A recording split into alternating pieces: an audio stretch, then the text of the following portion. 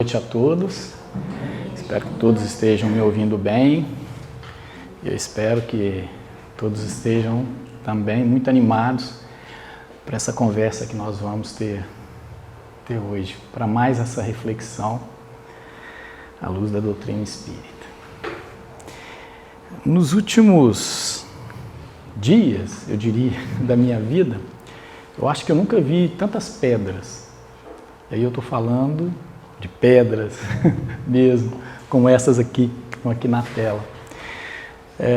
Isso aí foi a última viagem que eu fiz, e eu cheguei num local chamado Ingapirca, que na verdade é um sítio arqueológico de umas civilizações bem antigas naquele país.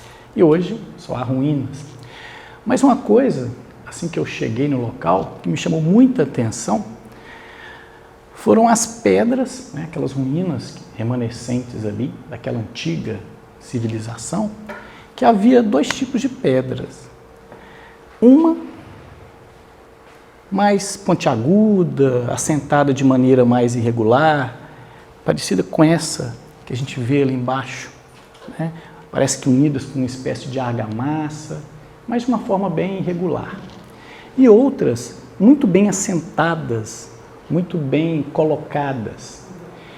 E me chamou a atenção a diferença da disposição daquelas pedras naquele local, porque eu pensei, será o mesmo povo que construiu? Por que elas foram dispostas de maneiras tão diferentes? Aí perguntei para o guia, e ele me explicou o seguinte, que na verdade, aquelas pedras mais irregulares, mais pontiagudas, era do povo que primeiro chegou lá. Era um povo que tinha o nome de Canhares. Então eles chegaram, se estabeleceram, e as construções deles, eles fizeram dessa forma. Posteriormente, chegaram os Incas. E os Incas, então, ao construir os seus templos, suas casas, já com uma tecnologia um pouco diferente, de pedras polidas, com assentamento mais elaborado, de encaixe, de uma pedra para outra. Mas esses dois povos conviveram ali pacificamente durante algum tempo. Depois, no século XVI, chegaram os espanhóis por volta de 1536, e aí destruíram tudo, buscando ouro e outras riquezas, e hoje nós só temos as ruínas. Mas me chamou a atenção essa diferença, né, da disposição das pedras, que aqueles povos que coexistiram, que coabitaram ali no mesmo lugar, da diferença dessas construções.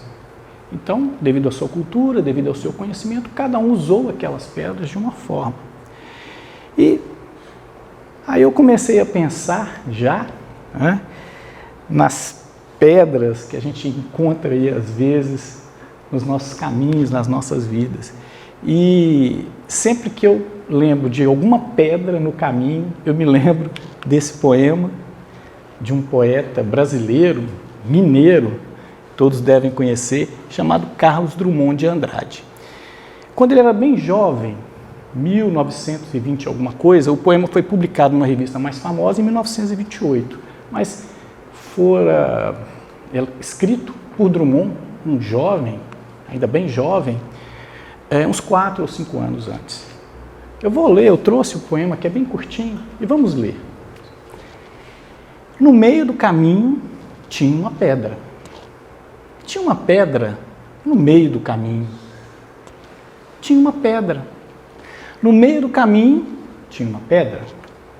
Nunca me esquecerei desse acontecimento na vida de minhas retinas tão fadigadas.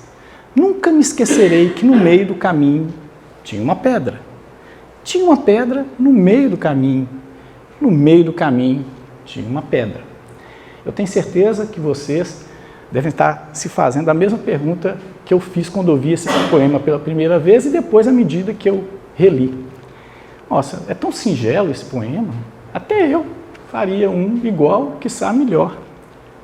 Mas aí a gente tem que ver o contexto histórico de quando esse poema foi escrito. Drummond era um jovem revolucionário, porque na época o o estilo poético que predominava estava ligado a um movimento francês chamado parnasianismo. Então, ele era muito preocupado com métricas, com rimas, tinha uma formalidade para se fazer os poemas. Então, os poemas tinham que rimar, eram todos certinhos, e podia, alguns tinham até certas repetições, mas tudo muito bem elaborado e coordenado. E um poeta da época, falecido um pouco antes do Drummond escrever esse poema, chamado Olavo Bilac, que também todos já devem ter ouvido falar, era um, vamos dizer, adepto desse movimento parnasiano, portanto, de poemas mais bem elaborados, metrificados, rimados. E ele tinha um poema, eu não trouxe aqui, é um pouco maior, baseado numa obra de um grande poeta italiano, salvo engano, Dante Alighieri, e cujo nome era até italiano, era Nel mezzo del cammino. Não sei se a minha pronúncia está a melhor, mas aí esse poema ele tinha uma série de repetições e seguia toda essa métrica parnasiana.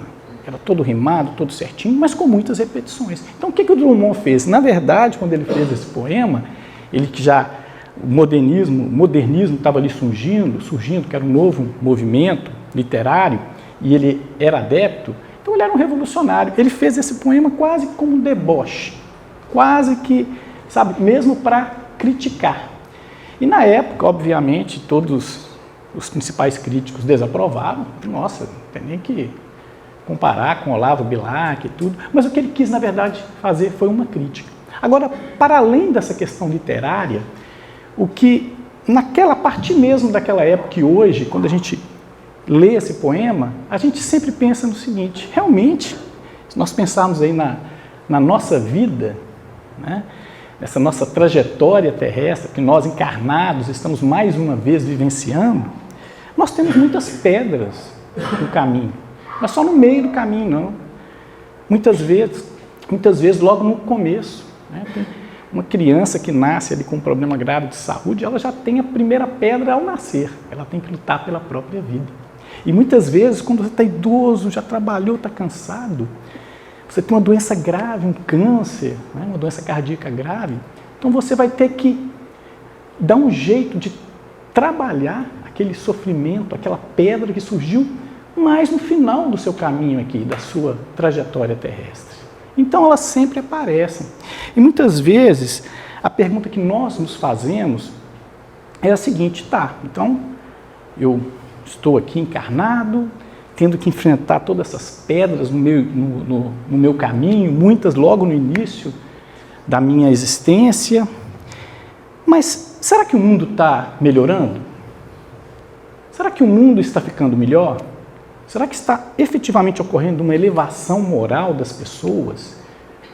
Eu me lembro quando eu era criança, eu tinha uma tia, na verdade era uma tia-avó, que era a tia da minha mãe, e ela ficava muito lá na nossa casa. Ela tinha uma fazenda na região ali do Vale do Mucuri, e muitas vezes ela ia passar alguns tempos lá em casa. E ela era muito dramática. E todas as vezes que a gente estava ali assistindo a TV, e aí vinha muitas notícias ruins, ela só chegava assim, olhava para a gente, né? E eu ficava muito assustado com aquilo. Ela falava assim, meu filho, é o apocalipse que está chegando.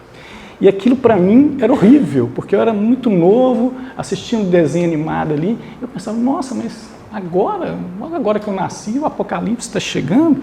E a gente ouvia aquelas notícias de inflação, né? Inflação até hoje existe, né? Mas naquela época era uma coisa horrível, né? E não tinha Google para você consultar, para você saber o que era, você tinha que perguntar para um adulto. Aí você perguntava para o adulto o que é inflação, e ele dizia, inflação é um negócio que faz todos os preços subirem. Aí você entrava em desespero, que você pensava, meu Deus do céu, se subir demais o preço do Mirabel, não vou mais poder comprar para levar para a escola, o lanche Mirabel. Então eram essas coisas de criança e tudo. Mas assim, a pergunta é essa, será que nós estamos retrocedendo? Será que a humanidade está se tornando pior então? A gente vê aí tantas guerras, tanta violência, trazendo aqui para a nossa realidade brasileira, feminicídio, desigualdade social, corrupção. Será que o mundo está piorando? Allan Kardec, foi o codificador da doutrina espírita, e eu penso que naquele livro dos Espíritos, que é o que eu vou mencionar agora, ele era, na verdade, um perguntador, né? Ele utilizava ali os médiuns para interrogar, questionar os espíritos disponíveis sobre várias questões que nós, encarnados, temos. E sobre essa questão específica, veja só o que os espíritos responderam ante a pergunta de Kardec. Bastante grande é a perversidade do homem. Não parece que, pelo menos do ponto de vista moral, ele, em vez de avançar, caminha aos recuos?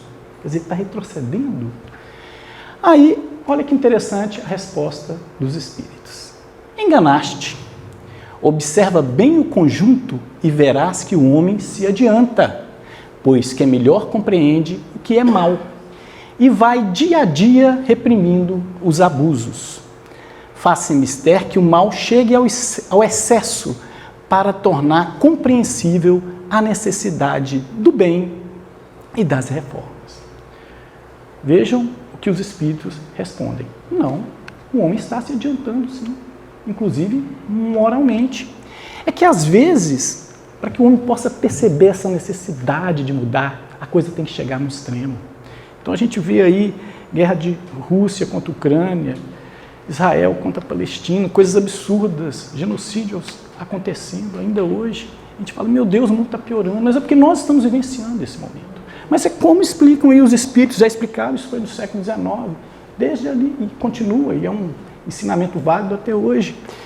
Às vezes a coisa tem que chegar ao extremo, o excesso, para o homem perceber todo o mal que ele está fazendo e a necessidade que ele tem de mudar, de se transformar, para fazer o bem, para ter um mundo de paz.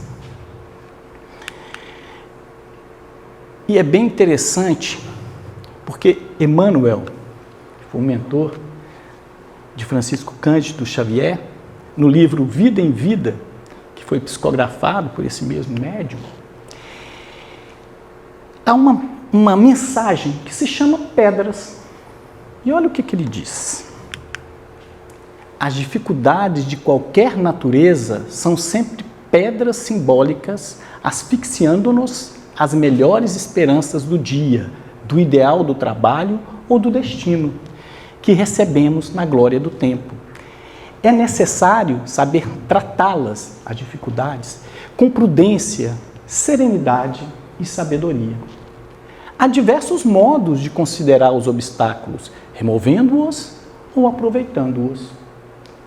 Então, nessa mensagem, Emmanuel nos alerta do seguinte: muitas vezes esses obstáculos, essas pedras que a gente encontra no nosso caminho, como eu dei exemplo aqui, mesmo ali ao nascer, no decorrer da vida e às vezes no final da sua jornada terrestre, todas essas pedras, elas podem, no primeiro momento, ofuscar, elas podem retirar esse brilho da vida. Mas, na verdade, são, como é que eu diria?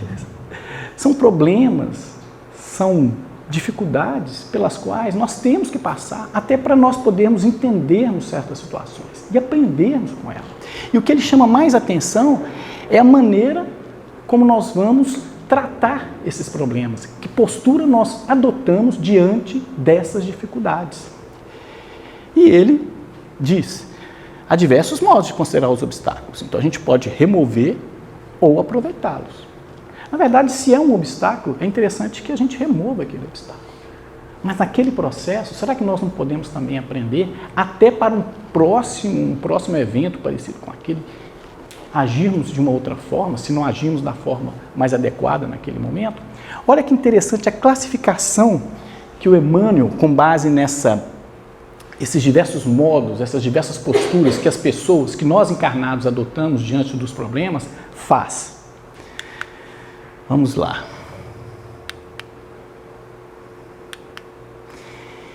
Quem é você diante das dificuldades? Então aí ele vai trazer, de uma maneira bem direta e objetiva, três tipos de pessoas, de espíritos. Não estou pedindo aqui para ninguém se imaginar, peraí, em qual que eu me enquadro. Não.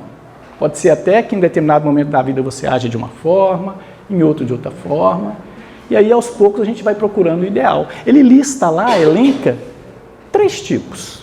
O preguiçoso, a preguiçosa, o desesperado ou a desesperada e o inteligente, aquele que age com inteligência, aquele ou aquela que age com inteligência. Nós vamos falar de cada um deles e após faremos algumas observações com auxílio aí de alguns espíritos muito especiais. Então, o primeiro tipo, vamos lá, que Emmanuel nos apresenta, o preguiçoso ou a preguiçosa. Olha como é que ele descreve esse tipo. Aquele que recebe os calhaus da luta e estende-se no caminho, sucumbindo ao seu peso. Os calhaus, as pedras, os pedregulhos. Então, recebeu, meu Deus, fica por ali, sem ação. E ele conclui dizendo que é o espírito desanimado, indolente e enfermiço. Ou seja, é aquele espírito que simplesmente não atua, não age. Ele vê a coisa acontecer e por pura indolência deixa aquilo passar sem nada fazer. E muitas vezes, geralmente, reclama. Ainda arranja um culpado para todos os problemas que ele está enfrentando. Além de não adotar uma postura ativa para resolver aquele problema, para remover aquela pedra do caminho dele, ainda culpa alguém ou algo por tudo aquilo que ele está vivendo e que ele está sofrendo. E aí é interessante, quando a gente fala no preguiçoso, né, aquele que não gosta de trabalhar, né? Eu até me lembro de uma piada que a minha mãe contava e, segundo ela, quem contou para ela foi o avô dela, meu bisavô, que chamava Manuel Boaventura, que infelizmente eu não tive a oportunidade de conhecer, conheci só a esposa, que era minha bisavó. Ele contava uma piada muito curiosa sobre os preguiçosos. Ele falava o seguinte, que tinha um lugar aí, num determinado ponto aí do nosso país, que havia uma pessoa, um homem muito preguiçoso, que detestava trabalhar, não queria fazer nada. Aí chegou um ponto, como ele não queria trabalhar, não queria fazer nada, que ele ia morrer de qualquer forma. Então, o que ele decidiu? Vou pedir para me enterrarem, já que eu nunca vou trabalhar, vou morrer de fome mesmo, qualquer hora, já vou pedir para que me enterrem. Então, fizeram lá aquela procissão fúnebre, com um caixão, ele deitado. Mas no meio do caminho, né, daquele cortejo fúnebre, né, de um morto que ainda não havia morrido, apareceu um senhor, um fazendeiro lá, e pediu para parar e falou, não, deixa eu conversar com esse senhor. Aí ele virou assim, né, para ver quem estava querendo falar com ele, e ele disse, olha, eu tenho um paiol cheio de arroz na minha fazenda, você não precisa morrer, pode usar lá, pode se alimentar lá o quanto você quiser. Aí ele virou para o fazendeiro e perguntou, fez a seguinte pergunta, o arroz é com casca ou sem casca? Aí ele respondeu, com casca, está no paiol.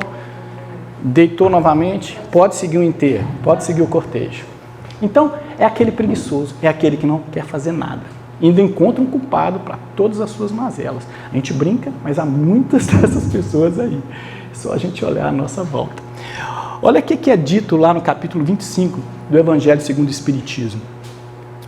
Os Espíritos não vêm isentar o homem da lei do trabalho, mas unicamente mostrar-lhe a meta que ele cumpre atingir e o caminho que a ela conduz, dizendo-lhe, anda e chegarás, toparás com pedras, olha e afasta-as tu mesmo. Nós te daremos a força necessária se a quiseres empregar. Olha como é que Deus é misericordioso. Além de nos dar vida e nos dar todos os recursos para vivermos, para trabalharmos, Ele ainda nos oferece espíritos encarnados e desencarnados que podem nos ajudar. No próprio Evangelho segundo o Espiritismo, a gente vê lá, muitas vezes, o seguinte chamamento, buscais e achareis. Se você buscar ajuda, você vai encontrar. A gente está vendo essa tragédia aí dos irmãos lá no Rio Grande do Sul. Vejam que corrente de solidariedade que está sendo feita para ajudar aquelas pessoas. E a gente vê lá as entrevistas, né? Uns desanimados, reclamando, outros, não, vai dar tudo certo. Né? Pessoas idosas trabalhando, né? Todo mundo ali tentando acertar. Então estão buscando e estão encontrando. Mas, infelizmente, ainda há aqueles que não fazem nada e ainda reclamam. E ainda se utilizam de diversas desculpas para poder não ajudar em nada. Então, são esses exemplos, basta a gente olhar para o lado, para a gente observar. E é isso. Deus nos deu a vida, nos deu todos os recursos e ainda nos deu espíritos benevolentes para nos ajudarem. Só buscar, só buscar. E olha o que nos diz Leocádio Zé Correia, que é um dos espíritos mentores dessa casa, por sinal dá nome a ela, em uma mensagem que foi psicografada pelo médium Mauri Rodrigues da Cruz, desencarnado há pouco tempo. E nesse livro chamado A Luta do Cotidiano, A Força do Amor, olha o importante alerta que ele nos faz. Busque agir, trabalhe com diligência, procure vencer os obstáculos, as dificuldades, mantenha viva a resistência que fortalece o caráter e ilumina o caminho das provações terrenas. Olha que mensagem forte. Irmão Antônio Green, que também é um dos mentores dessa casa, sempre nos lembra que quem não age, não é. Para que haja transformação, é necessário agir, é necessária a ação. Por isso que não é o trabalho, é uma lei. Por isso que o trabalho é uma lei. Nós estamos aqui para trabalhar. Já estávamos trabalhando antes e às vezes a gente vai, né, em sepultamentos, em enterros, e a gente ouve, nossa, descansou. E eu penso, o espírito dele vai trabalhar tanto ainda.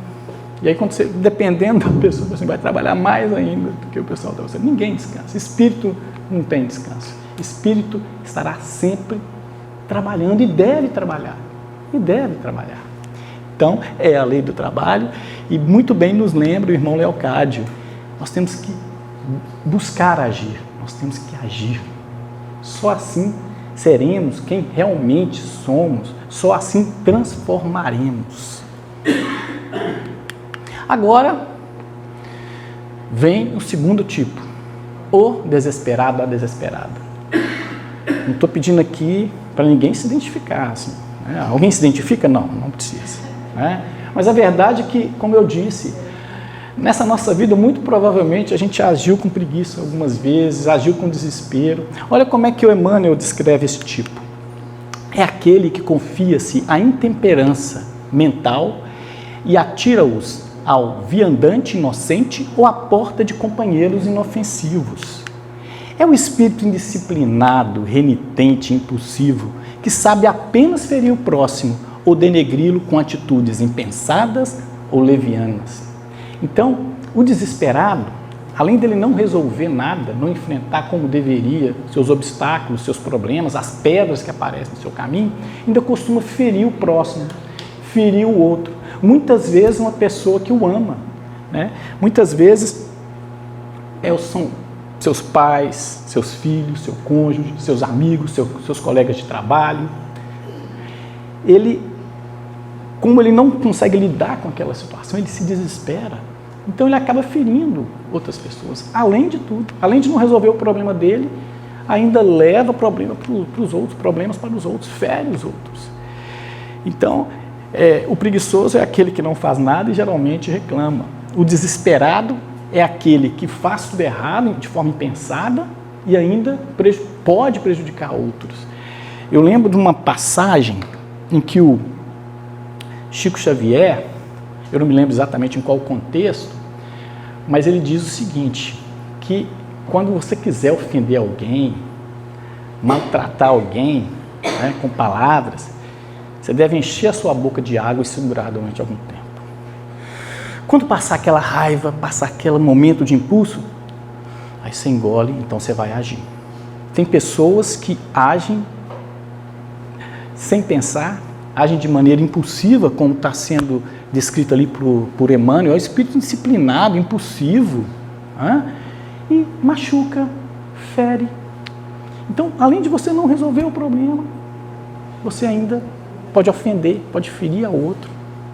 Então, aos desesperados, eu peço calma, vamos pensar. E isso, gente, fica parecendo, né, que, ressaltando, salientando, né, que só há um tipo, né, quem é preguiçoso é só preguiçoso, quem é desesperado é só desesperado. Não, Muitas vezes, em várias situações das nossas vidas, nós agimos de forma letárgica, indolente, como preguiçoso, e às vezes de forma impulsiva e agressiva, como o desesperado. E vamos pedir socorro aí de novo, o irmão Leocádio Zé Correia. O que ele nos diz sobre isso? O que ele nos aconselha? Ele diz o seguinte: não se desespere, não demonstre insatisfação. O temor, a angústia provém da falta de autoconhecimento. Não há poder mais tranquilizador do que estar alentado, fortalecido pelo exercício da fé no Criador. Então aí ele nos lembra de dois pontos muito importantes que nós devemos trabalhar na nossa vida, duas características que nós devemos trabalhar na nossa vida: o autoconhecimento e a fé. Autoconhecimento, né? Nós nos conhecemos de verdade? Você se conhece? Cada um de vocês conseguiriam descrever aqui com clareza todas as suas limitações e todo o potencial que vocês têm? Nós nos conhecemos? Esse é um exercício que deve ser diário. A busca pelo autoconhecimento, e eu acredito que a Casa Espírita, em especial essa, tem talvez essa missão de despertar as pessoas para a busca de se conhecer, de conhecer a si mesmo, né? Conhecer os seus limites, saber das suas virtudes, quais que eu tenho, quais que eu posso aprimorar, os meus vícios e defeitos, vaidade, orgulho. Será que eu não tenho como eliminar isso, ou pelo menos amenizar tudo isso? Então, é o autoconhecimento. Fé, exercício da fé. O Dr. Leocádio José Correia, ele nos lembra o seguinte: mais do que ter fé, que você pode perder, você tem que ser a fé.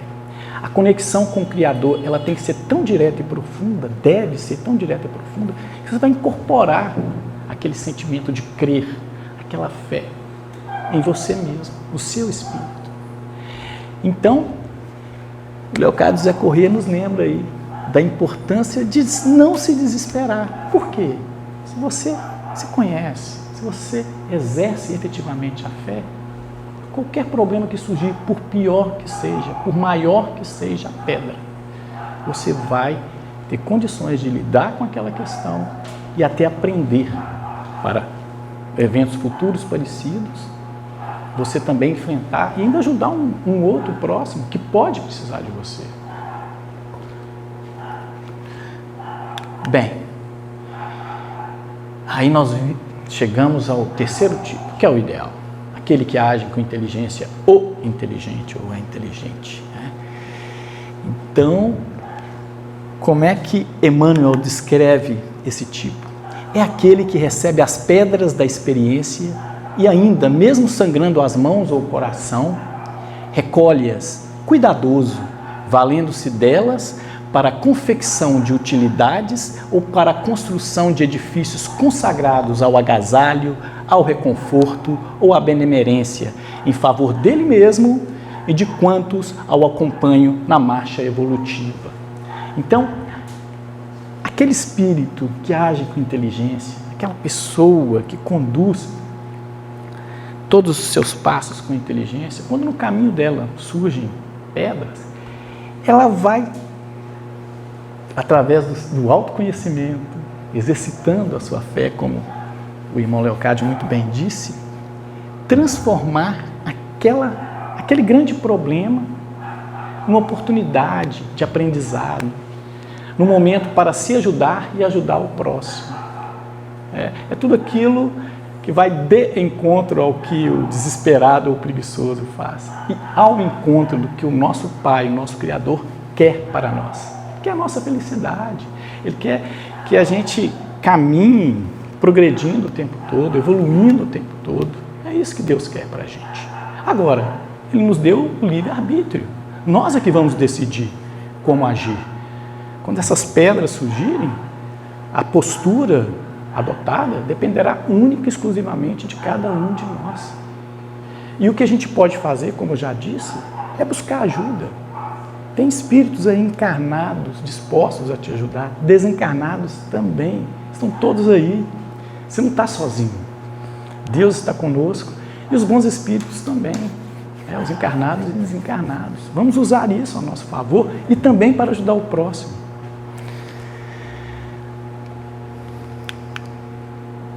Manuel. E mais uma mensagem do Leocádio, no sentido, corroborando tudo isso que a gente está falando. A dúvida perturba. A incompreensão provoca dor. A aflição anula, o ódio avilta. É preciso, em qualquer situação contraditória, problemas, obstáculos, procurar compreender o significado do que está acontecendo. Só assim se viverá as dificuldades como oportunidades de aperfeiçoamento e de crescimento espiritual. Então, nós temos que fazer análise crítica de todas as situações que nós estamos vivendo. Você tem essa existência, você está aprendendo muito, carrega o aprendizado de outras, você carrega, e você ainda tem muito para aprender. Então, determinadas pedras que a gente encontra no caminho, se nós soubermos utilizar todo esse potencial, todos os recursos que nós temos, nós vamos certamente sair daquela situação mais fortalecidos, mais desenvolvidos, com mais evolução.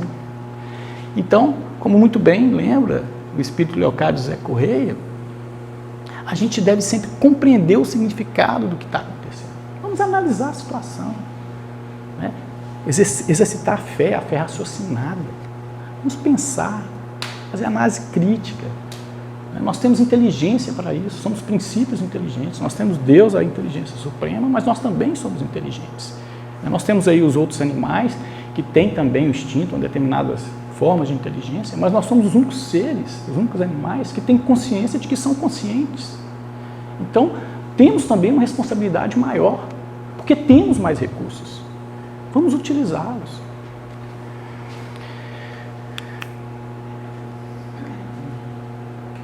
Essa mensagem pedras que eu mencionei aqui para vocês, do Emmanuel, que traz inclusive essa classificação do preguiçoso, desesperado, inteligente, diante das pedras aí que surgem nos nossos caminhos, ele é finalizado de uma forma, eu diria, quase poética. Nós começamos a nossa reflexão com um poema, e eu posso dizer que vamos terminar com outro, que é como o Emmanuel finaliza essa reflexão. Ele diz o seguinte: ninguém passará ileso nos caminhos do mundo. As pedras da incompreensão e da dor, no ambiente comum da existência carnal, chovem sobre todos. Do entendimento e da conduta de cada um dependerão a felicidade ou o infortúnio na laboriosa romagem terrestre. Olha que bonito, né? Laboriosa romagem terrestre. Esse presente que Deus, mais uma vez, nos deu, que é a nossa existência. Então, como ele muito bem lembra, todos passaremos por isso. Os problemas chovem sobre todos, os obstáculos todos enfrentam. Ninguém passará ileso nos caminhos do mundo. A gente veio aqui também para isso, mas sobretudo para sermos felizes, ainda que encontremos essas pedras no caminho. E quando elas aparecerem, é muito importante a postura que nós vamos adotar diante delas, diante dos obstáculos, diante das dificuldades. Vamos ser inteligentes, como muito bem explica Emmanuel. Vamos transformar essas pedras no caminho em oportunidades de crescimento espiritual, como também nos ensina o irmão Leocádio José Correia. E é com essa conversa, com essa reflexão, que eu gostaria que a gente seguisse aí essa noite, talvez amanhã, pensando sobre isso. Muito obrigado pela paciência.